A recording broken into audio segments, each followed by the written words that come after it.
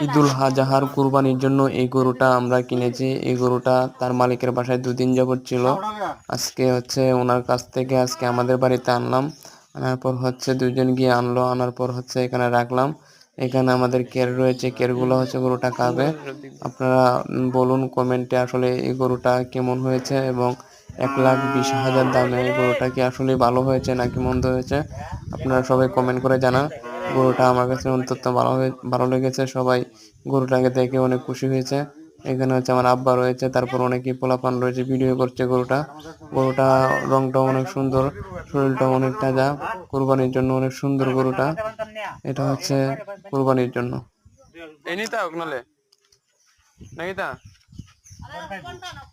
Cow করে গরুটা।